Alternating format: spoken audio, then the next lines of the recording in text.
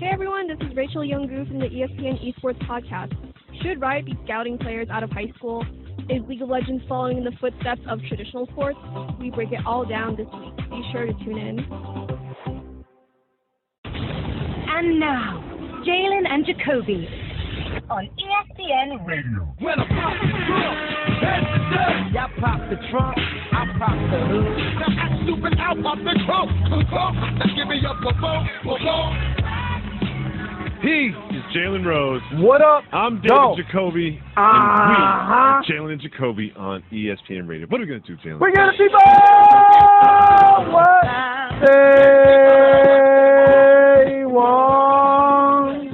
If the people want to know who is going to be in the NFC Championship, I will tell you right now. Book your tickets January 22nd in Dallas, Texas. It will be the Cowboys and the Seahawks.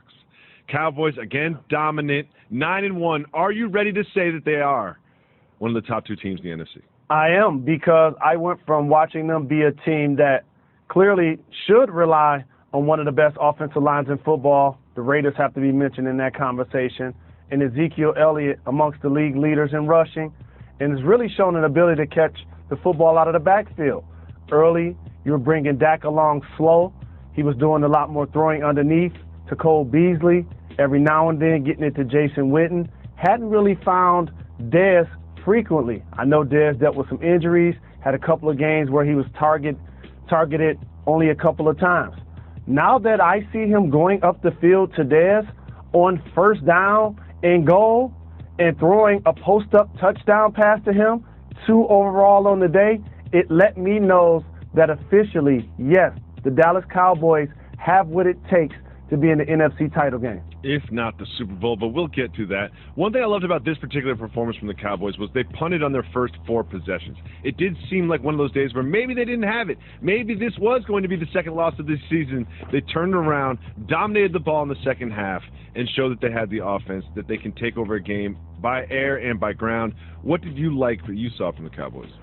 Anybody that's watched Dak Prescott since preseason, and I know you don't want to put too much stock in that, he's consistently looked good and gotten better.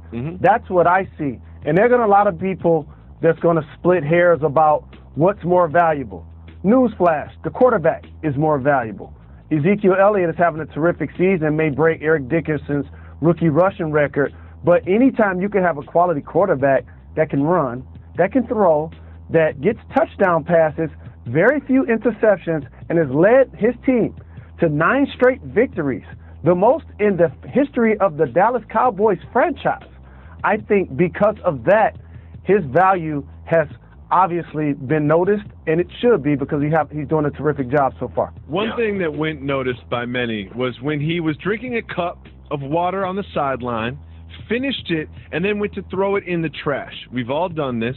He missed the shot, bounced off the rim of the trash, and went on the ground. What did Dak do next, Jalen Rose? He went, pick it up. Went and picked it up, pick it up in the trash can. And that is why he is the NFL MVP. He's like, I know there's a whole staff of people here just to pick up cups that I drop. But you know what? My bad, get my own rebound. It's a philosophy. And also, it's one of those things where when things are going so well for you, personally and professionally, you want to ride the momentum. So you want to be the person that's letting people over in traffic. You want to be the person that's holding the door for somebody even though they're 5 steps behind you. You don't mind being the guy that shoots a cup into the garbage can and when it misses, go pick it up. Because I tell you what, if they were 1-9, that cup would still be laying there. Oh, no, if Josh McCown hit that shot and it bounced off the rim, we'd just be clowning him the entire time. That's all we would do. We'd be like, Josh McCown can't even get a layup. Josh McCown can't even connect with the trash can. That's what we would say. You know, everything's good when you're winning. And you look at someone like Cam Newton, not so great right now. Outfits don't look as good. You know, he's not smiling as big, not dabbing as much. And there you have it. Late in the game, Dak Prescott went down. It looked like he was injured. And Tony Romo was over there with the baseball hat on and the clipboard. You know, he got real excited real quick. Do you think that he wanted to go in the game? I said this months ago. Once you go Dak, you never go back. And yes, when he went down, I know in his head, Tony Romo was snatching off his warm-up like it was a Superman turning from Clark Kent. But here's the thing. The Dallas Cowboys have shown that they have something really special happening this season. And that's really what it's going to take in order for Romo to get on the field, and rightfully so. Yeah. Well, do you think the Dallas Cowboys should keep Tony Romo? Not only do I think they should keep Tony Romo, pump the brakes anyone that thinks that they will not keep Tony Romo. He will be a member of the Dallas Cowboys. Newsflash, fans and media members. It's a salary cap driven sport. And yes, it gets inflated sometimes when the backup quarterback makes more than the starting quarterback. But as an organization, you're not truly incentivized to cut Tony Romo this year. Why would you do that when your team is 9-1? All of a sudden he gets injured, and what, you're going to go to Mark Sanchez? Not going to be able to do that. Now, if you decide you want to cut him or even trade him for next season, he's still on the books, people. So therefore, Tony Romo will be a member of the Dallas Cowboys. Here's the thing that's going to happen. He's played his entire career there. He has a great relationship with head coach Jason Garrett and obviously Jerry Jones. They're going to look each other in the eye. They're going to analyze what happened this year. They will restructure his contract when this season ends, but he still will be a member of the team. You still are going to need a quality backup, and you need somebody that knows the system, knows the situation, and we all know in football, at the snap of a finger, he can actually be in the game. I love this call that they're going to restructure that contract. That's something I hadn't heard yet, and I think that makes a lot of sense. He is going to get one of those proverbial wink-wink deals. Him and Jerry Jones will be in business together for the rest of their lives. The team that they will inevitably be facing in the NFC Championship are the Seattle Seahawks. As they do every year, as we get later and later into the year, people get healthy. Russell Wilson looks great. What did you see from the Seahawks in their win over the Eagles? When people start talking about elite quarterbacks, mention Russell Wilson. Last year, Cam Newton got into that conversation and went on to win the MVP. And as people get named, Tom Brady, Drew Brees, Aaron Rodgers, Big Ben, I always say, in Russell Wilson. He's legitimately in that class. Yes, initially playing for Seattle, day one, led by their defense and the Legion of Boom, and running the football with Marshawn Lynch and being beast mode, a ground control type of team. Now all of a sudden, Russell Wilson, back healthy, looks like the best dual threat quarterback along with Dak Prescott we have going in the game. 3-threat quarterback. He'll run for a touchdown. He'll pass for a touchdown. And he showed you this week he can also receive a touchdown. Carry on. Absolutely. And as we start to analyze quarterback play, you're going to hear a lot of names thrown around. Derek Carr, the Raiders are having a really good season. The Falcons and Matt Ryan. But the consistent staying power will be there for Russell Wilson like it was at the second half of last year. And watch him vault himself into the MVP conversation. It's not happening today. I know a lot of people are prisoners of the moment, but trust me, Doug Baldwin still getting open with the best of Jimmy Graham finding the end zone weekly. They really took a hit, however, losing their young running back. That's going to be a hit, and then they released Michael, which may come back to bite them. They got Rawls back, though. We'll see what happens there. But before we go, while we're talking about the best, the most dominant teams in the NFC, did the Lions win this week? They did. Week 11 in the NFL is in the books. We're going to tell you who came up, who stayed up, and who messed up. Let's get it. Who came up in Week 11? Going to New York City. And the football Giants, who won 5 straight games. Their best player on defense, his name is Landon Collins. He's gotten an interception in the past 4 games. He's been their most versatile defender. He's the leader of that side of the football. And because of that, it has now created the balance for a team that always had explosive offensive weapons led by Eli and Beckham. You see Shepard catching a couple of touchdowns. Cruz. Now the Giants have legitimized themselves in not only their division, but in the conference as a team that's not only a playoff team, but could actually advance once that time of year comes. It's one of those things you're like, wait, the Giants are 7-3? You have to look at it 3 times and be like, the Giants are wait, the Giants are 7-3? Are they really have one of the best records in football? You're like, yes, they do. Fact. Who came up to me? It's a sad story this week, Jalen. CJ Prosise. It really started last week in Week 10 against the Patriots, throwing to him, running him. They had their new little weapon. It was the future for Prosise was bright. And then this week he had a 72-yard run for a touchdown. He was untouched, and then hurts his shoulder. It looks like CJ Prosise is going to be out for a couple weeks. But I wanted to recognize him for his come up. Who stayed up in Week 11 in the NFL, Jalen? It's hard not to acknowledge the Dallas Cowboys. Franchise record, 9 straight victories on the offensive side of the football, led by 2 rookies, in Dak Prescott and Ezekiel Elliott. Mm-hmm. What did you see from them in terms of chemistry? Did you see the Breakfast Club video? Because like we always talk about, when you're 1-9, you're not filming little things for the internet, little social media memes. But when you're 9-1, you got 45 minutes at breakfast just to map it out. You've got guys helping you getting the lighting right.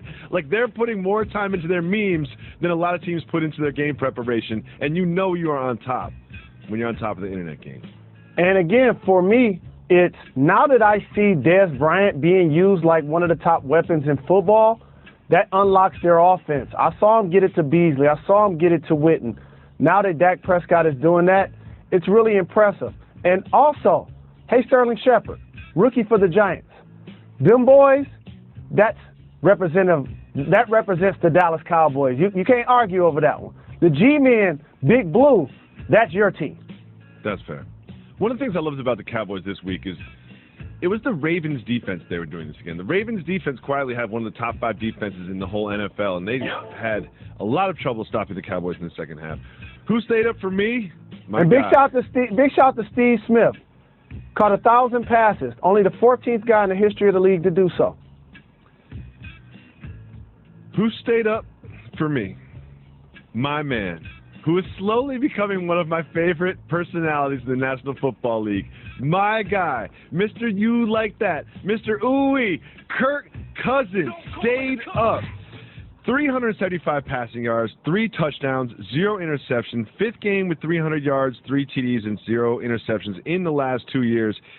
He was 6 for 8 with 229 yards and 3 touchdowns again on passes more than 15 or more yards downfield. But more important than that, after he got hit with the franchise tag, he goes up to the general manager. How do you like me now? How do you like me now? And he didn't just hit him with the cool Mo D, how you like me now? He did it with a little tussle of the head. He did a little like I do with my son when I say good morning, little fella. He did it with just a disrespectful little hair tussle at the same time to the general manager, and that is why Kirk Cousins stayed up for me.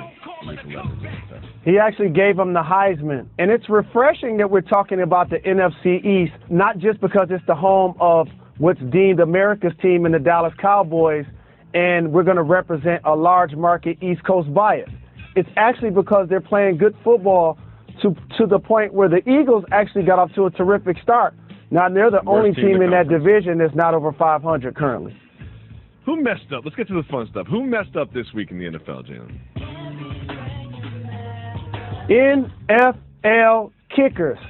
All they did is move the extra point back 32, 33 yards, and all of a sudden it seems like a 50-yard field goal in the middle of the winter. 12 were missed, the most on any single day in the history of the National Football League. And there will be some that think the extra point should be extra. I'm not in that class. I think each point should be earned by professionals. And the 6 points that you get for a touchdown, is it 99% guaranteed? So the extra point shouldn't be either. All of it should have intrigue, since the kicking game and special teams are truly the third element of football that we don't talk enough about. So here's who messed up for me. The Minnesota Vikings. Now, Jalen, I know you saw this clip of the Vikings coming out of the tunnel and trampling the sound technician as they did so. I did. You saw the clip. The sound technician was wearing what, Mr. Rose? He was wearing like a camera and something yellow over his shoulder. Like a neon green vest, okay? That's just so he won't get run into in this manner. However, when I saw that clip, Jalen, I said, I know that dude. That's Bernie. That is Bernie Beaudry. That gentleman who was run over by the Vikings, just viciously run over by the Vikings, mercilessly run over by the Vikings. Only a couple of Vikings went back to even see if he was okay. That gentleman used to be our remote field sound technician for the BS reports when we would go on the road at Grantland. So big shout to Bernie Beaudry, an excellent sound technician, a hardworking gentleman, and a human being who's wearing a neon green vest. So please do not trample him. And if you do trample him, I don't want to see you just turn around and make sure he's okay. You got to stop. You got to stop and turn around and help him off the ground. No, you don't. When there's a herd coming, you have to move out of the way or you're going to get trampled. Mm-hmm. And also for the Vikings, I must acknowledge, 2 separate times they went 100 yards for touchdowns. One after an interception by their cornerback Rhodes, and obviously the other by Cordell Patterson, who single-handedly, for me, has made the kickoff return exciting again. Because we don't get a chance to see him that often anymore, now that they moved the kickoff up. One of the reasons they want to sort of change the rules of the kickoff return is because some of those hard hits could be, injure, could hurt player safety. And what I have to say to that is, we got to get the sound techs out of the way. Like, come on, Vikings. We're trying to player safety. What about sound technician safety? My man, what does he have to do now? Come on, Vikings. Big shout to Bernie Beaudry, one of the best to ever do it. Also, got hit really hard on Sunday. And he got up and only had a scrape on his nose.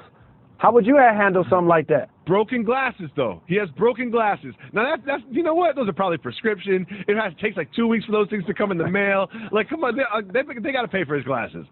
Someone has to reach out. Bernie, if no one reaches out and pays those glasses, write me an email, and I will happily get Jalen Rose to pay for those glasses. And we putting it on wax. We've covered some of the biggest games in the NFC.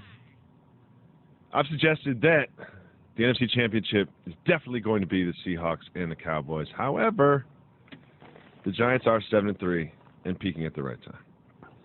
In the AFC, there is one clear-cut best team in the conference, and that is who, Mr. Rose? The Patriots, no doubt about it. New England Patriots, led by Tom Brady. Here's a story of a man named Brady. He missed the first 4 games for whatever reason. Since then, he has thrown 16 touchdown passes with only 1 interception. He had some brilliant plays this week, showing his mobility in his old age. Is he your MVP thus far in this season? I like his mobility in the pocket, and if he continues to perform at this level, he becomes more of a favorite. But you have to give a hat tip to the players that actually produced those 4 weeks that he wasn't performing. So it's hard for me to put him in front of players like Dak Prescott for the Cowboys, Carr with the Raiders off the top of my head, just for that simple fact. But they're the clear-cut best team in the AFC, and as long as they stay healthy, I don't see another team that really should challenge their greatness and what they've been able to get accomplished so far this year. It did look like only a team like the Patriots can absorb an injury like Gronkowski and not look like they're missing that much. However, when you do, go beyond the box score, as you like to say, they were only up 3 to the 49ers late in the game. You know, there is a part of it where you're like, they're the most dominant team in the AFC. They're definitely going to the Super Bowl. Tom Brady's the MVP. But it's like, wait a second. They were up 3 on the 49ers. They're like a weird fumble away from losing that game. It's still NFL football. The Browns probably won't get blown out the entire time they play against a team for 60 minutes. Mm-hmm. We saw the Ravens do what they can to hang around against the Cowboys yesterday. The Giants struggled somewhat against the Bears. It's a physical football game. It's going to happen if the other team is playing hard and locked in, but talent takes over. You mentioned they were playing without Rob Gronkowski, and I continue to be impressed with LeGarrette Blount. And he reminds me of what people should expect from LSU running back Leonard Fournette. What usually happens with a player like that, you go high in the draft, which means you end up on a bad team, kind of like Derrick Henry did with the Titans. Yep. He's sharing carries with DeMarco Murray, and he's truly not being able to flourish. But watching LeGarrette Blount create that balance for Tom Brady, and then Lewis out of the backfield to have the ability to catch the football, I mean, they're a complete offensive team. Amendola, Edelman, Bennett, I mean, they're a complete bunch. And Tom Brady's just picking defenses apart with his 4 touchdown passes. Another team that looks to threaten the Patriots in the AFC won yesterday. That's the Steelers. Granted, they beat the Browns, but Le'Veon Bell, 146 yards on the ground, touchdown at the end of the half. I think he had over 200 all-purpose yards. With the addition of Le'Veon Bell, what do you like from the Steelers offense? I like to set and pay attention to trends, and it's not just Le'Veon Bell. The one that stuck out to me yesterday watching football is the multi-purpose back. The every down back is creeping back into football. I'm seeing it in Arizona with Johnson. The ability to run 20-plus times, catch at least 5 balls, and be effective, as well as protect the quarterback. You're seeing it in Dallas with Elliott. You obviously see it with Le'Veon Bell. These guys are lining up at receiver and running routes and making the difference in the offense. So that's the thing I'm impressed with, not only with Le'Veon Bell, but that trend that I'm seeing in the NFL with 3-down backs creeping back into the game. Another trend creeping back into the game is somewhat concerning from the Steelers. Antonio Brown with like a white fur coat on while he's going to the game. Like, how cold can it really be out there? Like, I don't know. How many fur coats have you worn in your life? I own 2 fur coats. I worn one of them 2 or 3 times, and we actually have a picture with myself and Cameron in it. I have another fur coat that I've never worn. Okay, I'll tell you right now why you've never worn that fur coat. I've only tried on a fur coat like twice in my life, but the second you put it on, you just feel like another person. It's like a costume. It's like a Halloween costume. It's just you put it on, and like me personally, like I can't pull off a fur coat. You, I think, would look much better in a fur coat, but when you put it on, do you feel comfortable wearing a fur coat? I do feel comfortable wearing a fur coat. Hopefully Peter continues to be a fan of our show, and if I ever decide to wear one, hopefully nobody decides to try to throw powder on it. I've seen that happen to individuals, in particular public figures.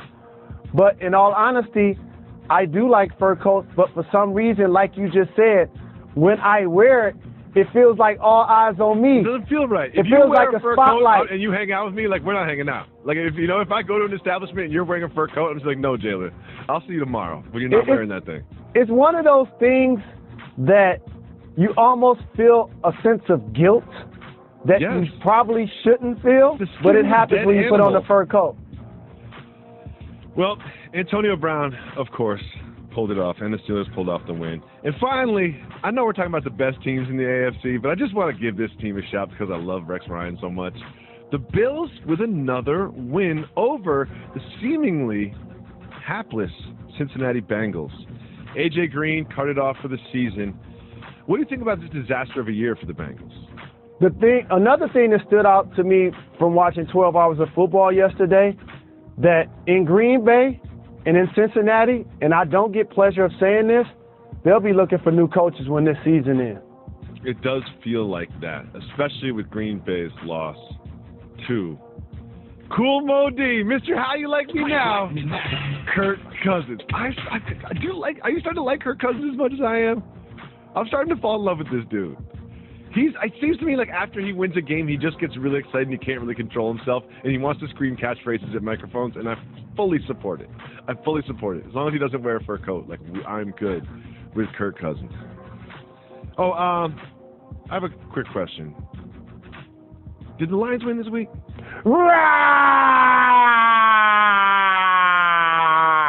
I see you, Ebron. I see you, Stafford. I've never. Okay, I defense. was like Ebron. I was like, who is this guy? He's catching the ball for 80 yards. He's running it in for a touchdown. Like, Pick what? six What for is a TD. happening? All of that. What is happening? Again.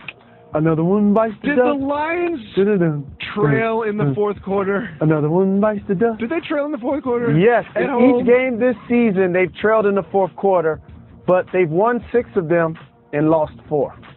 You originally said the Lions' record at the end of the season was going to be what? 11 wins, 5 losses. It's feasible, Jalen. Like, I don't No, want to it's get not. crazy. It's feasible. It's feasible. Are you excited for the Lions on Thanksgiving? 2 of my fellow Detroiters that are my friends that happen to work in this industry, LZ Granison and Steve Smith, were tweeting back and forth about the Lions yesterday. And I was going to respond, but I chose to stay out of it. But here's what I was going to tell my brother. We know not to get very excited about this football team. It can cause heartbreak with the best fan bases in the world. We've won a grand total of 1 playoff game in 50 years. And let me take it a step further. The Cleveland Browns are winless this year. There's actually a team that had a winless season. I root for that team. So I'm excited about what we're doing, but I'm not going to get too excited. I'm not going to have too many expectations. I'm only going to tweet when we win. I'm not going to do any predictions. I'm just going to allow it to happen. And when the playoffs come, then it's on. Jalen Rose, we're going to put the NFL to the side for a second because there's some very interesting developments in the National Basketball Association. The first of which is Russell Westbrook just continues his tear. His 5th triple-double of the season, game-tying 3-pointer to go to overtime. But the Thunder fall again, this time to the Pacers. Will it matter if they continue to lose and Westbrook continues to perform like this? Your performance always matters when you're an all-NBA caliber player, an all-star, and have the ability to put up the kind of numbers that he's putting up. The key for him is always going to be efficiency. Mm-hmm. He took 34 shots to get 31 points. And it's never a good thing when your point guard leads the team in rebounding, especially when you just signed a center to a $100 million contract. So that dynamic is off, but it's impressive the effort that he continues to play with night in and night out, which is why he's given that team a chance to win and going to will them to the playoffs because of how he consistently brings that type of intensity on a nightly basis. And one of the things I love about this season is Russell Westbrook is going to will the Thunder into a playoff spot, but it's not going to be the 5 seed or the 6 seed. It'll probably be the 7th or 8th seed, which will match him up with, who knows, the Clippers, the Warriors, the Spurs. That could make for a very, very interesting opening round, which the Thunder will lose, but there will be some fireworks in doing so. Terrence Ross hit a 3-pointer to tie the game, to take the Raptors and the Kings into overtime. They just said, wait a second, reviewed it again and said they made a clock error, waved the basket off, and said, y'all go back to the locker rooms, you lost. What would you do if you were Terrence Ross in that scenario? It's unfortunate, but the goal is to get it right. And the NBA has done a really good job of aligning the officials' start of the clock with the actual clock that's visible for the players and for fans. And when those dynamics are off, you can go back to the scoreboard, look at the replay, and see if the clock did start on time or it didn't. So for me, the goal is just to get the call right. So if that would have happened to me and it was the correct call, it is what it is. Can't Terrence Ross say, I was looking at the clock, that's what I'm playing off. We need to put that time back on the clock. You guys, undo your mistakes so we have another chance to tie the game.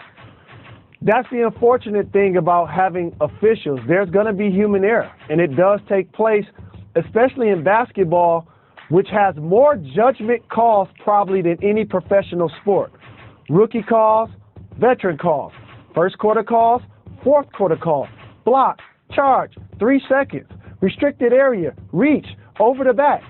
So if that's the case, you could go back through film of any NBA game and note what you felt like could have been a missed call. But it's really unfortunate for the Raptors to lose in that fashion. But I'm happy to see Terrence Ross playing a lot better because they're going to need his production to go with their all-star backcourt in DeRozan and Kyle Lowry. The Knicks had a meeting, Jalen. The Knicks had a meeting. Phil Jackson came down from his yoga studio to Madison Square Garden practice facility, and they had an hour-long meeting. And Carmelo was saying that Nick did a lot of listening and that it was very productive. What does it tell you that they're already having hour-long meetings with Phil Jackson? What did you say the Dallas Cowboys were doing to celebrate their success? Filming meme videos for the internet? Absolutely. Winning teams, you see them having fun, celebrating. Losing teams, they have meetings. They have meetings. They point fingers. They try to figure out how I can let the world know that, yes, we're not playing up to expectations, but I'm doing everything I need to do in order to try to turn this thing around. The dynamic that's always going to take place in New York City is this. You have an all-time great coach in Phil Jackson who's not a president of basketball operations. Since he's not going to coach the team, he's also not going to let the reins go and allow somebody else to do it, like you saw with Pat Riley and Eric Spoelstra. You remember times when LeBron was walking back to the huddle in Dallas and he bumped into Eric Spoelstra and people was like, uh-oh, Pat Riley's going to have to coach the team. Or when Dwayne Wade bumped into Eric Spoelstra in a playoff game in Indiana and he put the microphone in Pat Riley's face, he said, that's my coach. That's going to be my coach. They need to find a way to figure it out. And you know what's happened? Eric Spoelstra's still there. While both of those guys are gone. The dynamic in New York, since Carmelo's an all-star player, but not necessarily a superstar player that's been able to uplift the franchise to playoff success, he's going to be your leading scorer, probably the guy that takes the most shots. And then Porzingis, who's a young stud, you got him in the draft. He's a future perennial all-star. Now you're going to have Phil telling the coach, Derek Fisher, hey, why don't you consider running the triangle? As a matter of fact, I'm going to hire you for that reason. Hey, Kurt Rambis, I know he's going to consider to run the triangle. So now, not only did he have a chance to coach the team, he's still the assistant. The only reason why Sasha Vujacic is on the roster is because he's one guy that ran the triangle. It has nothing to do with his basketball ability. And so when I see that, if you bring in Hornacek and you give him a deal, allow him to coach the team. When you're saying you're having meetings and Melo acknowledged Phil listened this time. He listened this time. Which was good. We all know that Phil wants to run the triangle. And so when I'm watching the Knicks play, if they're trying to consistently run the triangle, to me it's outdated and it really can't function in today's landscape because you can play zone. That's the disconnect, along with the fact you need your highest paid players, Derrick Rose, Joakim Noah, in the salary cap sport to be your most productive players. And that consistently hasn't been the case. Joakim Noah was sick on Sunday. So we had to call up Marshall Plumlee to get down to Madison Square Garden. He was late. He had to get out of the cab. He had to give the cab $60 to run a red light, and he had to sprint to the game, and he got there late in the first quarter. But he got there in time to get dunked on by Dwight Howard. Have you ever been late to an NBA basketball game? Absolutely not. Don't lie. Don't lie. You've never been late. No. You've never, ever been late. Not even close. I do not believe you, Jalen. I don't know why. First off, as an NBA player, we're in the building an hour and a half, 2 hours before the game even starts. So it's virtually impossible for that to even take place. Have you ever been late for the bus? I've been late for a bus before. What's the latest you've ever been for a bus? No, only 2 or 3 minutes. Not only fashionably late. I don't believe this. Why are you being clean, Jalen? What's happening? No, it's true. I don't believe this for a second. You've never been late for a team bus in an NBA Fashionably, game. yes. More than 3 minutes? No. Okay. Jimmy Butler dropped 40 on the Lakers. He's been balling lately. He told his coach that he was going to drop 40. Which, as a fan, I need you to pull me behind the curtain. It's like, well, Jimmy, if you know you were going to drop 40 and you said you were going to go for 40, why do you change your approach for this game as opposed to other games? I don't think it's that he's changed his approach. What I see is a player that's now getting stronger as the season progresses. When you bring in Dwayne Wade and Rajon Rondo, those are veteran, productive players that have been champions. It still takes a while to mold that to be opportunities for Jimmy Butler where he can not only be our best player, but consistently get the basketball in positions where he can be successful. Now that that's happening, you see his productivity really rise. Jalen Rose, Joel Embiid is having a great season. Recently, he had 26 points in just 20 minutes. But that's not what I want to talk to you about. After that performance, he went to a club called Recess in his own jersey. Why is Joel Embiid, a very tall, very recognizable man, going to the club in his own jersey? This is actually staying true to his personality. They say youth is wasted on the young, and that's just what he's being, a young adult.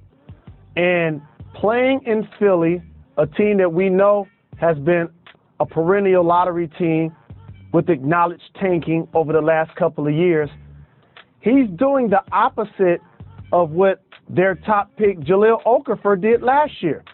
Remember, when he was out and about for public consumption and getting teased about his team's lack of W's, obviously, like I would as well, he took it personal.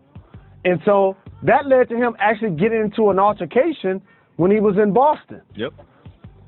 Embiid playing in Philly, while they can be a tough sports town, yes, it's also good to have a sense of humor. And he's shown to have one of those since he first got there, whether he was in uniform or not, giving himself the nickname The Process and all things along those lines.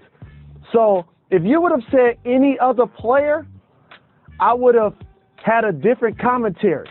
But for him, it's actually embracing his personality, and I understand why he did it, is because he's diffusing the fact that I'm not out and about thinking that the team is all of that. So he's wearing the jersey almost like a bullseye, and I accept it because it's coming from him and only him. See, I can't support this.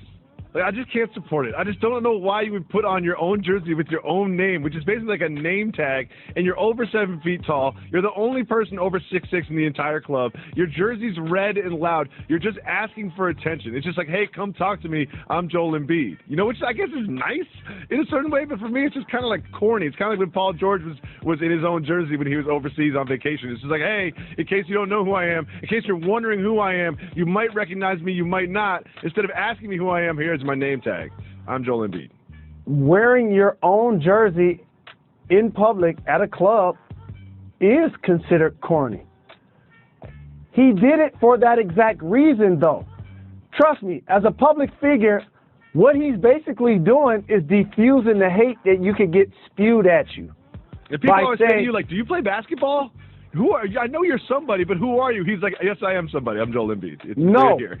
What happens when you're suited and booted and you're super clean, you have people on the sideline that then want to hate on you, want to judge who you're talking to, want to judge everything about your situation. When they see you wearing the jersey, it disarms them. So now people are coming up to him saying, hey, man, you balling. We know the team ain't doing too much, but you balling. It disarms negative energy from the public. And in a lot of ways, it was for him alone, a one-time deal.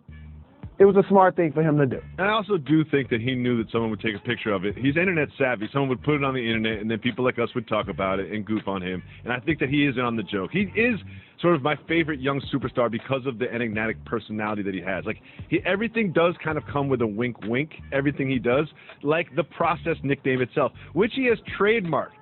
And they've looked up sort of like the reason why he wants to trademark and what he wants the Process to appear on. Here's the list.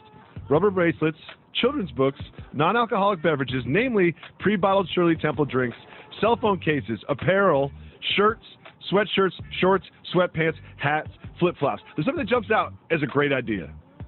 Pre-bottled Shirley Temples. Shirley Temple is an excellent beverage, and you can't get a pre-made Shirley Temple anywhere on the market. Like, you know what, the rubber bracelet thing and like the sweatshirts, like, all right, that's whatever, but the pre-bottled Shirley Temple could be $1 million idea.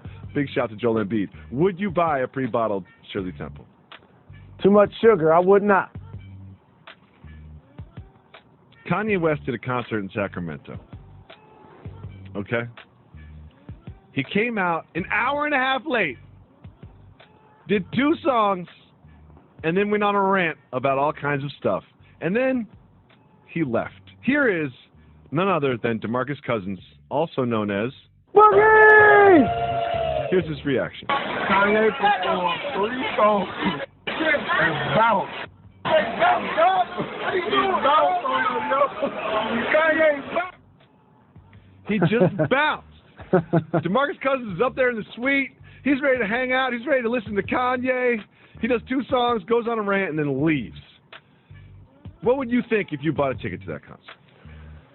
As a fan, you're disappointed because there's a lot that goes into that evening. Yes. It's purchasing the ticket, then parking, the outfit, then walking, and what you're going to wear, and who you're going to go with. Off, and go to this gate, not that gate. No then you question. Get there, you sit there for 50 minutes, just trying to beat the crowd, floating there, and he doesn't come. And you're usually paying to see someone that you actually like. So this is one of those things where they say never meet your idols if you don't want to be disappointed. Mm-hmm. So because of that, a lot of people that are and were fans of his showed up to see him perform, and obviously his political views are just that. What's going on with Jay-Z and Beyonce, he's entitled to his opinion, but the fans aren't necessarily paying to hear that. That's the thing, is Kanye, this is a concert. You know what I mean? This isn't a public speaking event. Like, we are here, so you stand up on that stage, we all take snaps of it, and you do your songs. You know, like, he started doing these rants got longer and longer, like more political and this and that. But here's the thing, is you can go on your rants and you can say, oh, I would have voted for this, or this is how I feel about that. Like, whatever, Kanye, play your songs. But here's what you don't do. You can't go at Beyonce. You know, like, you can't go at Beyonce. Like, you can kind of go on your meandering rants about this and that and whatever, but the second that you start going at Beyonce, it's like, oh no, we got a problem here. Like, we definitely have a problem here. And now Kanye has announced that he has canceled the rest of the tour, citing, quote, a source tells TMZ, quote, he's just exhausted. He's been working around the clock on fashion design, both his own line and the Adidas line. How much work is fashion design, Jalen? It can take a lot of time, energy, and sweat equity depending on how involved he is. Really? But being an artist is his core business. And it's never good when you're canceling shows, especially when you're trying to do a tour. And it's really worse when people leave your venue upset. And that's what happened in Sacramento. So it's going to be interesting to see how it plays out with him, and also the musical Hamilton. I saw that also take place where the political issues that are now taking place in our country kind of spilled over into sports and entertainment. And I'm following those situations close to see how they continue to progress. Jalen? What up, though? Did the Michigan Wolverines collegiate football team win this weekend in Indiana? Absolutely. Against Indiana. Close fought game, actually. 20-10. A little snowy later on in the game, but that doesn't matter now. All that matters now is the impending contest between the Michigan Wolverines and the Ohio State Buckeyes. Contest that you were so confident about, I don't know, 2 weeks ago? I couldn't notice a change in your tone when they lost the game and the quarterback got hurt. How do you feel right now about your Michigan Wolverines, led by Jim Harbaugh, going in to Columbus, Ohio to face the Buckeyes? I'm so confident that when the clock strikes 0 and we win in Columbus, I want me and you to be on a 3-way phone call booking our travel to Tampa, because the Wolverines will be competing in the collegiate football playoff. Jalen, I have to talk to you. This is like when my mother used to call me by my whole name. Mm-hmm. Jalen Anthony Rose. Jalen Anthony, I have to talk to you.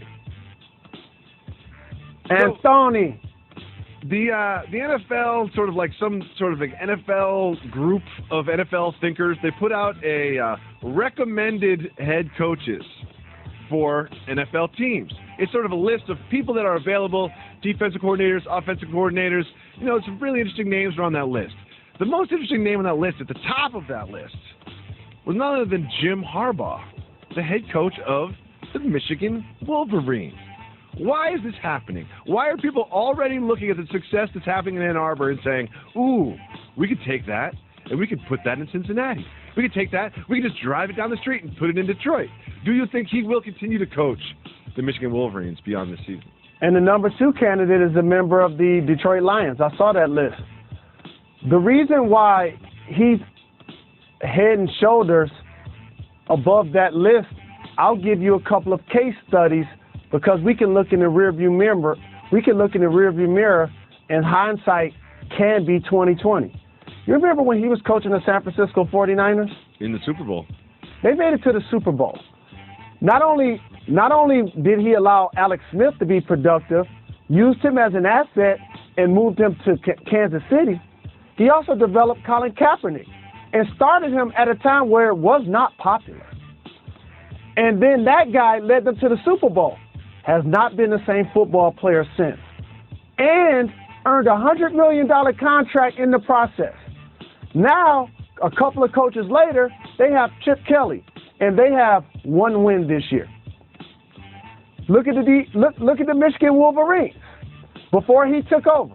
Now, Brady Hoke gets a lot of flack, and rightfully so when you look at his win-loss record. But you know who he recruited? Jabril Peppers. And you know what he is? The best player on our team and one of the best players in the country. He just wasn't able to develop the players that he recruited. So when you see what Harbaugh's doing in Ann Arbor and you see what happened with Charlie Strong in Texas, you see a guy that's gotten it done on both levels. So that attraction that took place with Pete Carroll is the exact same thing that's going to happen for Jim Harbaugh. Now, I like Jim Caldwell as the Lions head coach. But say in a hypothetical world, for whatever reason, he wasn't going to be the coach anymore. If I was the Lions, I would drive to Ann Arbor, put a blank check on the table for Jim Harbaugh, and give him a piece of the team so that he could turn around a franchise that's only won 1 playoff game in 50 years. But I like Jim Caldwell, but I'm just using that as an analogy as somebody that clearly loves the Wolverines and the Lions. Just say it for me on wax. Will the Wolverines beat the Buckeyes this Saturday in Columbus, Ohio? I do think my Michigan Wolverines, hail to the victors, will win a collegiate football game this Saturday in Columbus, Ohio. But I'm watching you, JT Barrett. We got to slow that guy down. We got to slow him down.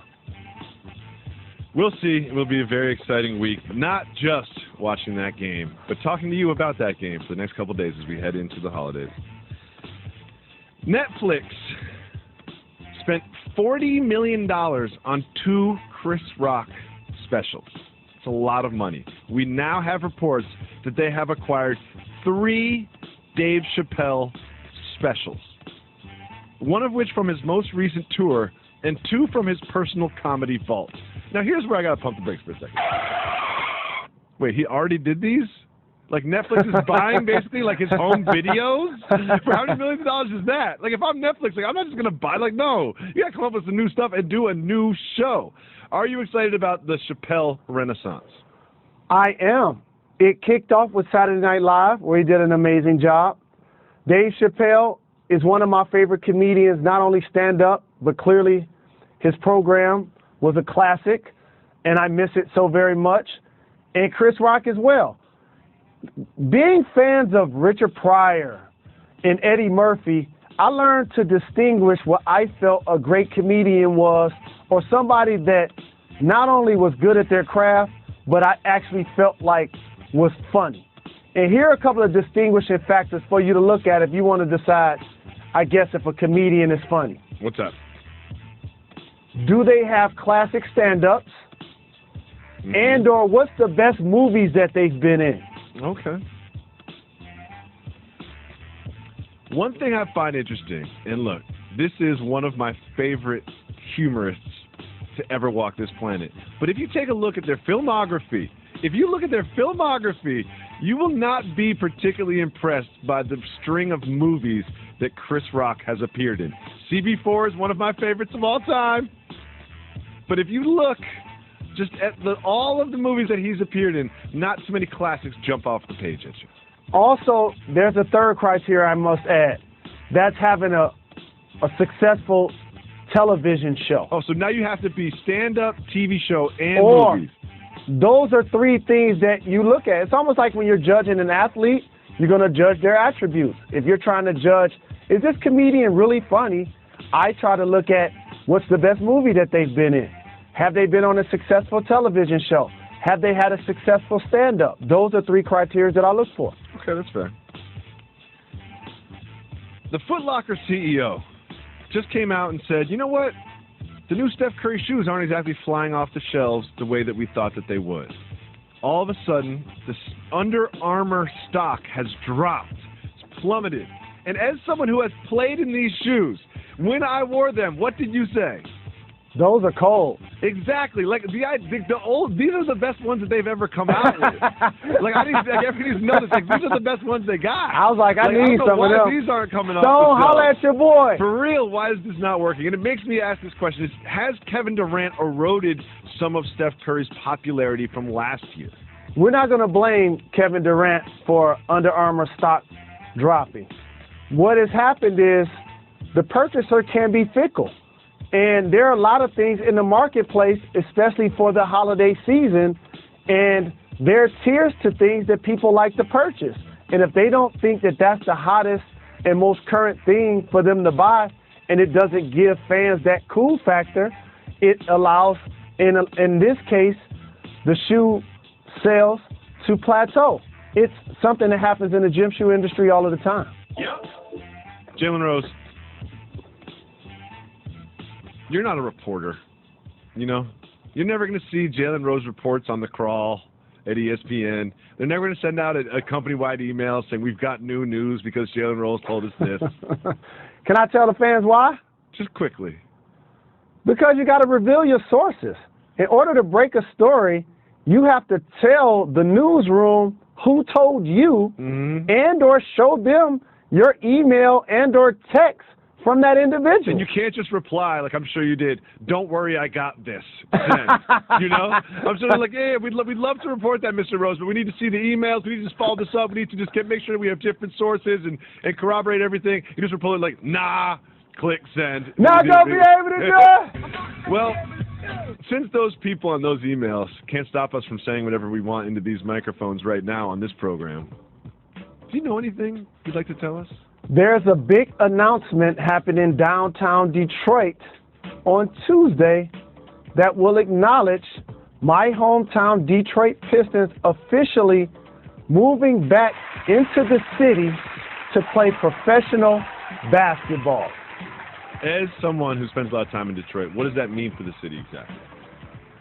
It means so very much, and I'm not going to just get into the whole economics of it because that's clear when you have a professional team performing in the city, the kind of dynamic that it builds for the surrounding businesses. Look no further than what happened to Cleveland when LeBron James returned.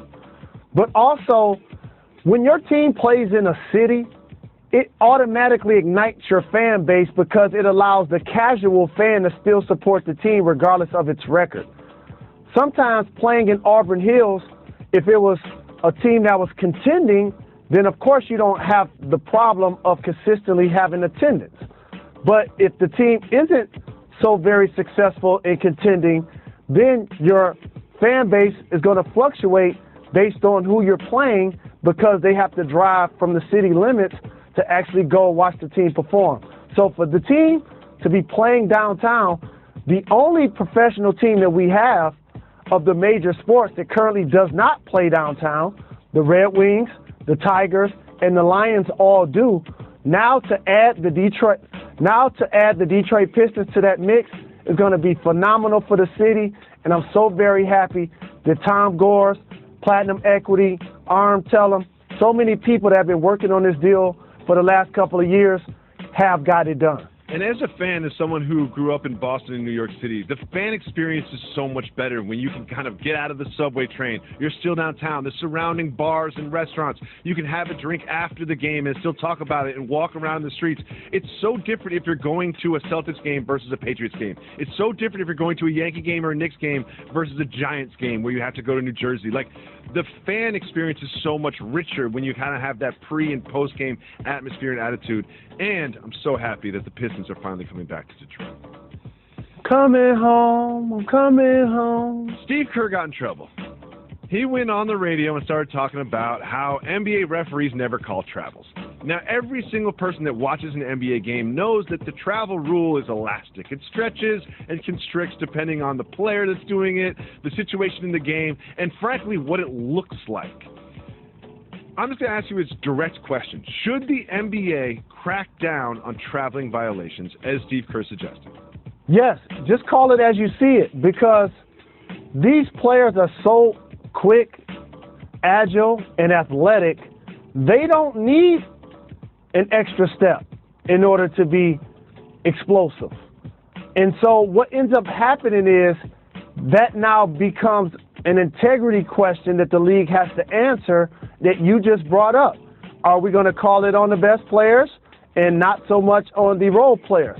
Are we going to call it in the third quarter but not call it in the first quarter? Are we going to call it in close games, or are we going to let it go during blowouts? It creates the subjectivity that you don't want surrounding your game. So I agree with Steve Kerr on that fact.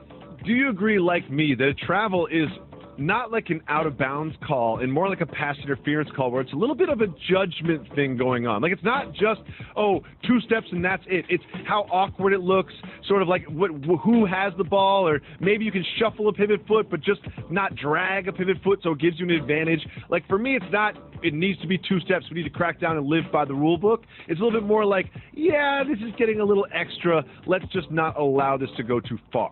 Travel is one of those things when you've been around a game and or watched the games for so very long. It's almost like wondering if somebody's a Hall of Famer. If you have to think twice, that means no. So you know it when you see it. And when it happens, just call it. Like, I don't care if you catch it on the wing and you switch your pivot foot, you know what I mean, before you dribble or whatever. But if you are going to the lane and you take an extra step and that it directly leads to you getting a basket, then it should be called. What usually happens, and as you play, you get more crafty with this, you actually catch the ball, say, at the elbow, and you face up like you're passing the ball, and you're really moonwalking back to the three-point line. Yes. Before you actually get into a triple threat and decide what you're going to make a play, or you're actually moonwalking closer to the three-point line before you actually get into a triple threat position to make a play. So Steve Kerr made these comments, and he subsequently was fined $25,000. I'm sure you've been fined before by the National Basketball Association. Like, how do you explain that to your significant other? You know, like that's a lot of money. Like, I just feel like my wife would be very upset if I came home and was like, yeah, I got fined $25,000 today. It's a lot different when you're a professional athlete because you have to be careful with getting fined. Here's why. It's almost like taxes. They take it out of your check, and so you never see it. Oh, then it's no big deal. That's why it's important sometimes keep the credit card in your pocket and spend cash. Because when you're spending cash and you're looking at the money and you're counting it in your hand, it's a lot different than when you're just swiping the plastic. I wish they just took everything out of my paycheck before I could get it. You know what I mean? Just leave me with the money that I can spend on, like, wings and beer. You know what I mean? Like, I'm the most irresponsible person with money. Just take it all. Take it all before I even see it.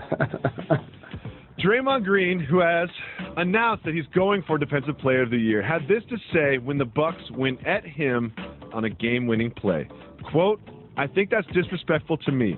I take that as disrespect. Don't go at me for game. And, of course, I'll say that in the next game they'll get game or something, but whatever.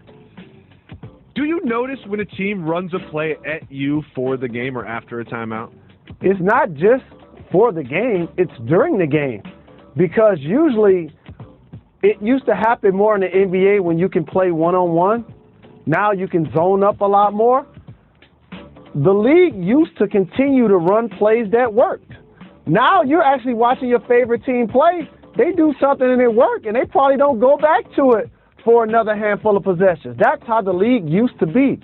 So, yes, as a guy that's accomplished so much defensively so far in his career like Draymond Green, on one hand, you take a sense of pride that you're guarding the final possession, but when you're on the other team, it's not about the clock. It's not about the opponent. You want to get the ball to the guy who gives you the best opportunity to make the play. So it's not something, in theory, that you probably should take personal, but it is something when you're in his position, you hope to take personal because you like to be the guy that gets to stop for your team late in the game. So take me into the huddle, because this is something I've always wondered as a fan of the NBA. Like, the Thunder are down 3. They need a 3-point shot. They've got the ball in from out of bounds. It's going to go to Russell Westbrook. Like, when you're a defensive huddle, can't you just be like, just deny Russell Westbrook the ball and let anyone else beat us, yet he still finds a way to get open, and it happens time and time again. How is that? One of the things when you watch an NBA ball, you would think that said scorer, why don't the defense just deny him all over the floor? Well, the quarters are 12 minutes, and the players play 82 regular season games. And so it takes too much energy to consistently try to deny somebody the basketball. And these guys are so good at passing and getting open, sometimes it becomes virtually impossible. Yeah, there are times when you're trying to initiate your offense and you want to deny the main ball handler the opportunity to set it up. But usually you're able to get the ball into the hands of the person that you want. In this case, Russell Westbrook, who did make a game-tying 3. Jalen Rose, I just want to say again, my wife would be so mad if I got fined $25,000. Like, that's not light. You know what I mean? That's a lot of money just for a radio interview. Like, he has to be upset about this, isn't he? He got $5 million to coach the team. They went on to win the championship. I think that's something that he and the team will find a way to work out. Won't be a big deal in his situation. I'm worried about him and his wife. My wife, she probably wouldn't be mad. She'd say, well, you definitely have to buy me something then. Jalen Rose, what do we do in this program? Give the audience what they want. Part of that is listening to the audience, opening up our Twitter feed and taking questions from the audience. Jalen, the first question is a good one. It's from CL. Did Luke Walton, Mo Buckets give up every secret and play the Warriors have to their new teams? Absolutely. Oh, yeah. And I didn't think about the Maurice Spates thing. Like, he is playing well for the Clippers, but if they do end up in a playoff series, how valuable is that? Those trade secrets are extremely valuable because you can take your teammates behind the curtains and talk to them above the X's and O's. You can actually talk to them about things that irritate a player, or if a guy doesn't get the ball on a couple of possessions, how he's going to behave, or if you elbow him or push him, how he's going to respond. It's more than just what happens in a scouting report when you play alongside of a team. Now you become an opponent. That information becomes valuable. So absolutely, Spates is doing it with the Clippers, who beat the Warriors, and the Lakers as well are getting it from Luke Walton, who won against them for the second year in a row. For whatever it's worth, the Lakers kind of have the Warriors' number. I'm not sure if it has to do with the L.A. nightlife or the Lakers' abilities, but hey. Next question that we have is from James. If the Lions make the Super Bowl, will Jalen dye his hair Lions blue? No. I don't think. I mean, we appreciate the question, James, but you obviously don't listen to this very much. Like, if you were to say, what's more important to Jalen Rose, the Lions' success or Jalen's hairline? It's like, what are we even talking about? Who cares about the Lions? This is a football team. It's got nothing to do with me. This is my face. I've made a lot of crazy Lion bets. I won't be making any more. All right. I think that's smart and safe. And I would stay away about bets about this weekend's Michigan-Ohio State game as well. Just a little, from me to you, from an objective observer. Next question that we have is from Father. Thanks, Dad. When will DeMarcus Cousins be too old to be called Boogie? Never. Never. I mean, but no, never. It just gets better with age. It just gets better with age. Let me tell you something. Please do. When you're 60 years old and you show up with those knee-high boots that he was wearing to the game, that's when people really going to be calling him Boogie. You know, those boots were an interesting part in our relationship, and I'll tell you why. I know you don't like those boots. You know, I know that you do not support those boots. I wouldn't wear them. I would not wear them. Support those boots. However, I know you also support DeMarcus Cousins. I know DeMarcus Cousins supports the Jalen Rose Leadership Academy. So you were put in a very tough spot. I want to get your honest, objective opinion about those thigh-high boots that DeMarcus Cousins was wearing. So you're suggesting that if Russell Westbrook would have been wearing the boots, then I wouldn't support him. Yes. But since DeMarcus Cousins is wearing them, I give support. Well, you're wrong. That is not what I'm suggesting. That's exactly what I'm accusing you of. No, you're wrong. You play favorites, Jalen. No, if you do something wrong, if Ryan Lochte if in the middle of the Ryan Lochte thing, all he had to do was just donate some money to the Jalen Rose Leadership Academy, Jalen Rose would have been over here like, how do we know that he wasn't held at gunpoint? I haven't seen the video yet. Well, no, but you're talking about something different. You're talking about loyalty. Like, I'm not a blind fan that works in the media that cheers for his team. I talk about the Lions' lack of success as much, if not more, than anybody. Well, you won't criticize these hideous boots that DeMarcus Cousins wears. I got a better example for you. You criticized Antonio Brown's fur coat. Yeah, man. I did not. You asked me, would I wear it? I said no. But that don't mean I don't like it for him. It's the exact same thing for Boogie's boots. So you like those boots for Boogie. You saw Boogie in those boots, and you're like, that's a good look. Boogie's really doing it. I wasn't mad at him. Jalen? I wasn't. Jalen? I wasn't. I hope everybody else can tell when Jalen's lying. Now, if you had on those boots, that would be some way different. I would come in the next day and Ben Lyons would be sitting in my chair. He's like, what happened? He's like, those boots. Sorry, man. We changed the sign and everything. Jalen and Lions. Now we're in the Lions den. Next question that we have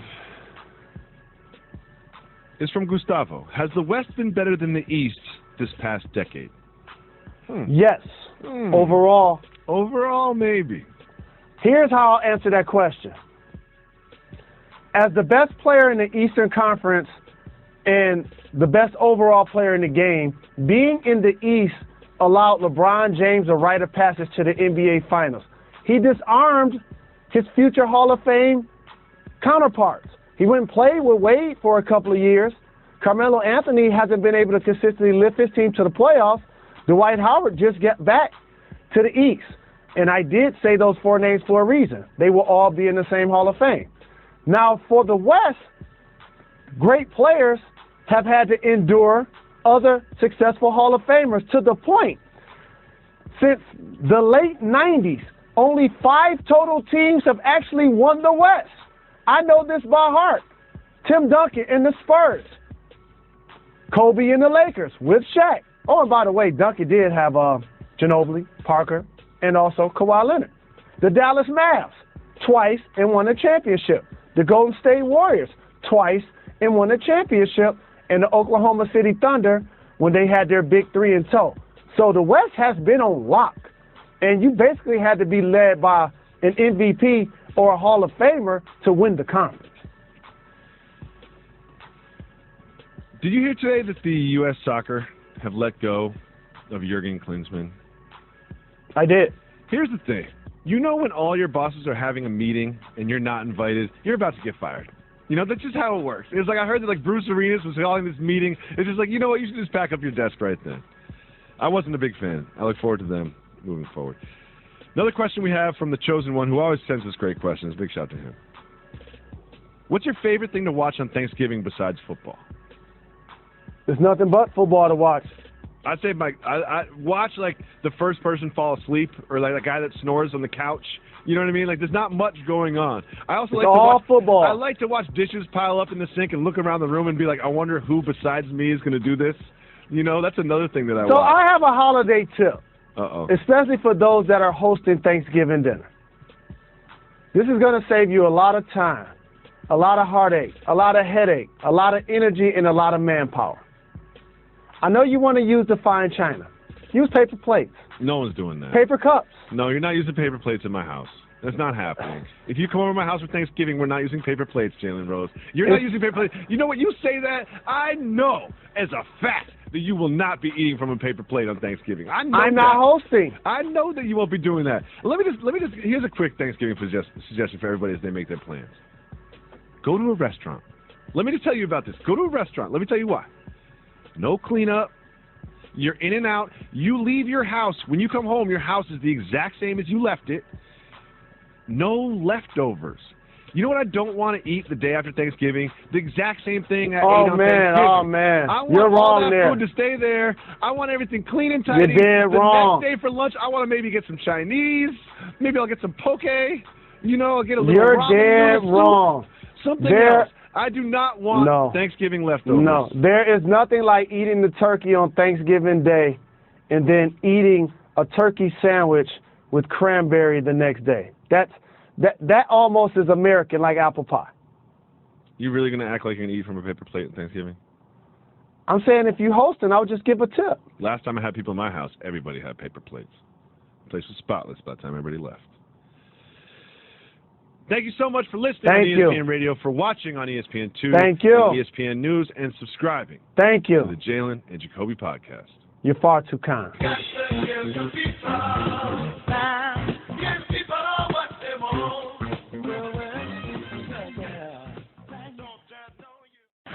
College football lives here. The Michigan-Ohio State rivalry is simply called the game. The 113th meeting couldn't have higher stakes.